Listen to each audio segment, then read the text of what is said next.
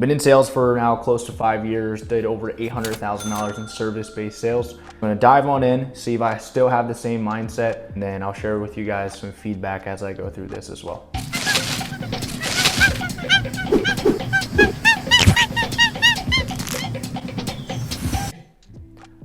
Intro automation, I don't know how I feel about it today, but back then I thought it was really cool. Nowadays, obviously with the technology, with AI, this intro isn't the best, but we'll leave that for another day. Welcome to module number 4. This module is going to be going over sales, objection handling, meeting structure, closing, everything you can name from getting the client to pay you money. So we're just going to start with the sales mindset. This is the most powerful part about sales, is developing the right mindset. And what the hell is sales, right? You guys probably wondering, what the fuck is sales? Guys, sell me this pen, sell me this pen. That's selling, right? That's just logically how you would think sales is. So one thing that I observed is back then when I was like getting better at sales, I'm not too sure how long this video was ago, but let's just say 3 to 4 years ago, more closer to like when I was getting into sales, I realized that a lot of things I say, do, or tonality or act, I find myself really good at like copying other people in the sense of their tonality, how they kind of like go about like being on the call or meeting a prospect, and I can replicate it pretty well. Where if you show me a video one time and I can jump on to meet with a prospect via Zoom in person, and I can pretty much like duplicate what that person did there. Sell me the pen, you know, very famous movie. That's the attitude. You can sell anything. Sell me this fucking pen right here. You can sell anything, sell that. Go ahead. Sell me that pen. Can I finish eating first? I need today. Brad, show him how it's done. Boom. Sell me that pen. Watch. Go on. Let me sell this fucking pen. That's my boy right there. This pen. Fucking sell anything. Why don't you do me a favor? Write your name down on that napkin for me. I don't have a pen. Exactly. Supply and demand, my friend. You know what I'm saying? He's creating urgency. So you get them to want to buy the stuff. Convince them it's something that they need. You know what I mean? And that's the thing. And so I got that from obviously that specific movie there. So, But here, let's go on a deeper level for you to understand what sales really is and how to actually get people to invest and pay you for what you have to provide for them. So we're going to start out with the most important thing is how to build relationships to the point where people can pay you and not worry about it. Because when people are certain about what you have to provide and they trust you, they're more than happy to invest in you. But if they don't trust you and they're uncertain, they're not ready, they're never going to invest in you, right? That's just logic. But here's how building relationships can actually have you closing more deals and actually having a better sales mindset is developing that relationship type of mindset, right? still have a similar belief. I would pretty much just say it depends on the process.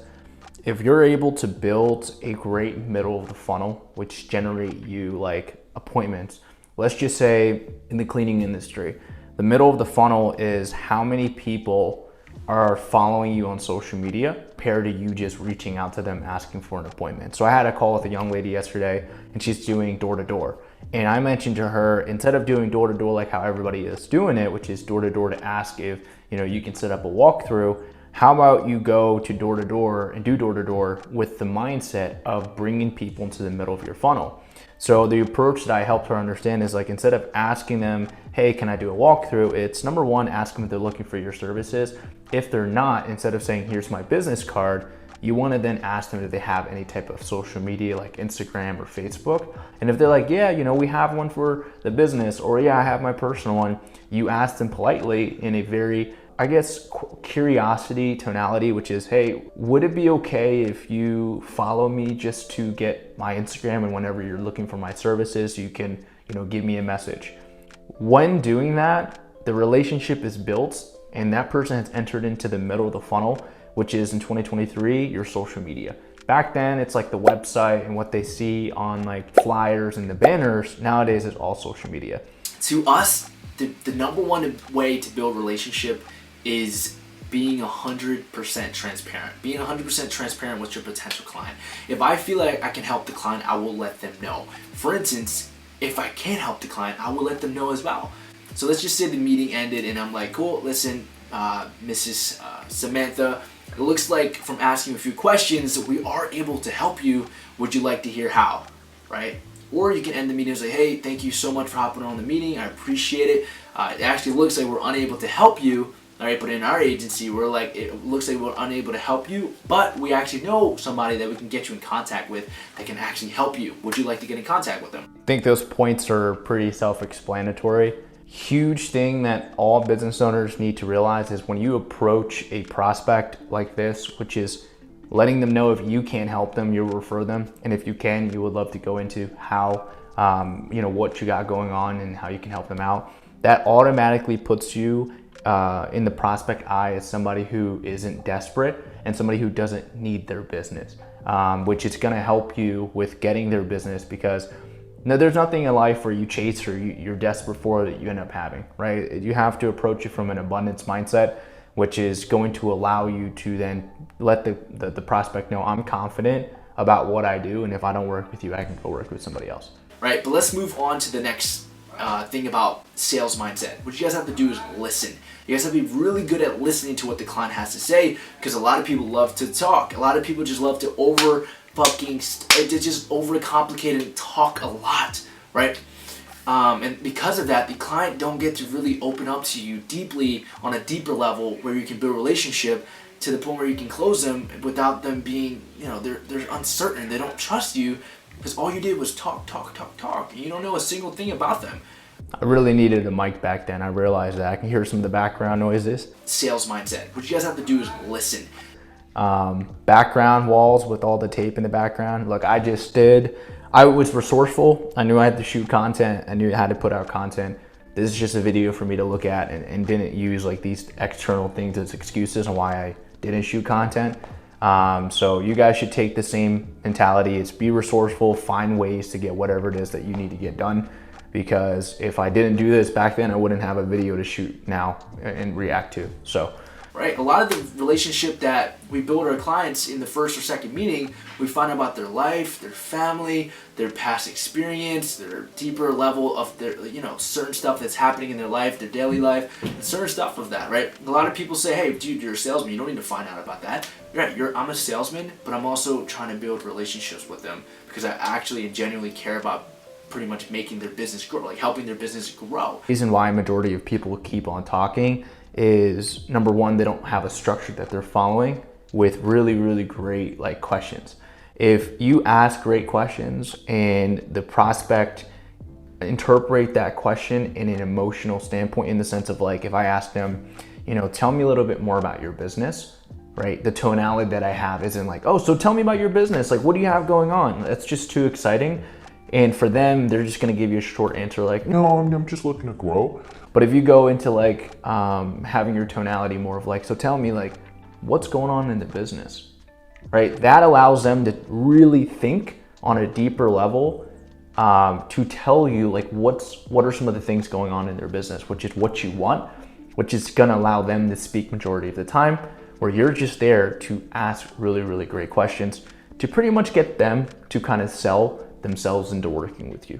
Right, a lot of the relationship that we build our clients in the first or second meeting, we find out about their life, their family, their past experience, their deeper level of their, certain stuff that's happening in their life, their daily life, and certain stuff of that, right? A lot of people say, hey, dude, you're a salesman, you don't need to find out about that. Right, I'm a salesman, but I'm also trying to build relationships with them because I actually and genuinely care about pretty much making their business grow, helping their business grow. One thing, when you go into information like their life, personal stuff, you cannot fall off the line of actually why you're there speaking with them. Back then and until today, sometimes where I kind of get lost while speaking with them about other topics and forgetting the ultimate goal of the call. You didn't book this call, you didn't meet with me in person here so you can save money.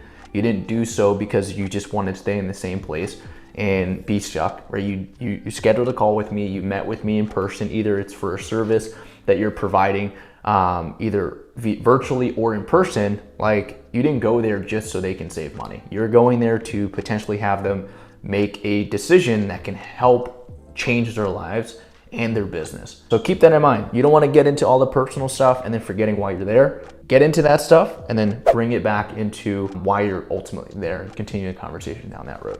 You guys ever heard of sell with emotion, right? Or close with emotion, or whatever the hell it is, and then justify with logic? That's absolutely the best way you guys can think about sales.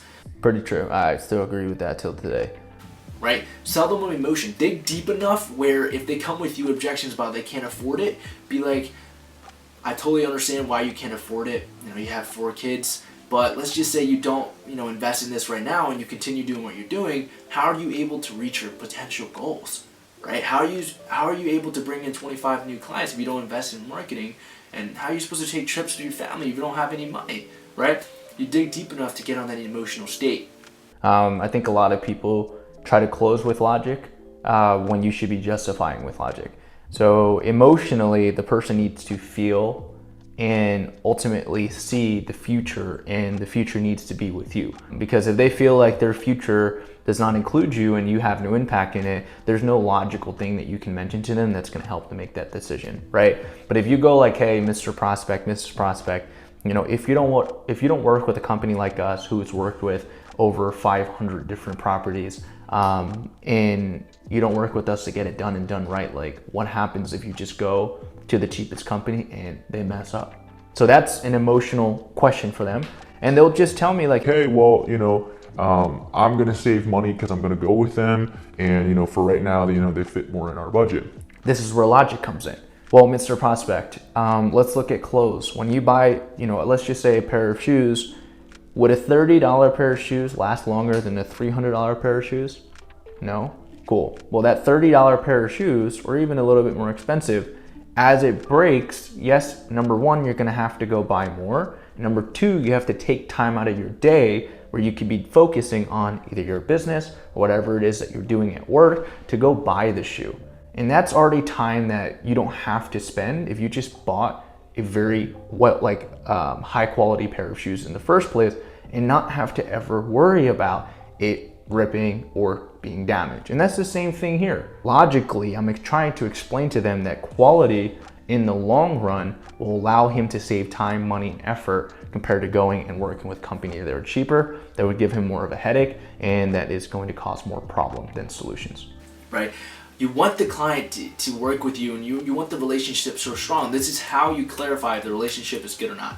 If the client calls you and say, hey, none of this is working, the leads aren't working, I'm fucking pissed, this ain't working, you're wasting my money, you absolutely did not build any type of relationship with that person. You just try to close them and take their money. But if they call you and say, hey, man, just wanted to call to check up on how the ad is doing, I have a few ideas that I would love to talk to you and Alex about, when you guys have 5 minutes. Oh yeah, sure, let's talk. You go. Cool. I guess this is more than relationship. It's more of how the prospect or how the client sees you as an authority.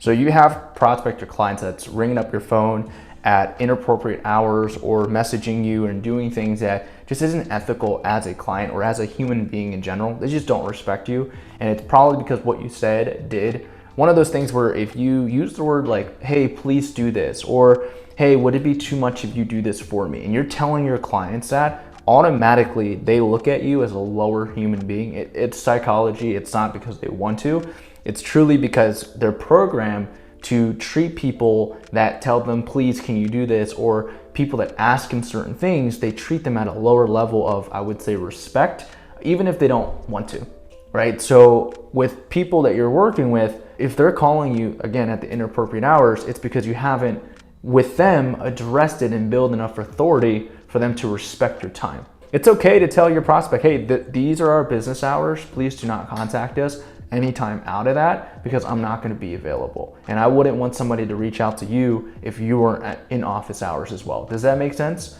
Perfect. And then that's how you start building a relationship and keeping the authority. I would tell my younger self to continue doing what he's doing. And I think the biggest thing that I would say more motivate my younger self is to keep focusing on building the skill that I built then, because I wouldn't be here where I'm making this video, helping hundreds of cleaning owners plus other people that own service-based businesses with closing or sales if I didn't go through what I went then. If there's one thing I can tell him, it would be to get a mic and definitely don't shoot where there's like a bunch of like paint ripping off the walls. But again, I was resourceful. I did what I had to do, which 100% you should do too at any age. At this age, I think I was like 18 years old. People 18 aren't really doing this. I knew I wanted to be different. So if I were to go back, instead of telling him something, I would probably just give him a big hug and say, keep on getting after it. There's going to be ups and downs, but everything would be okay.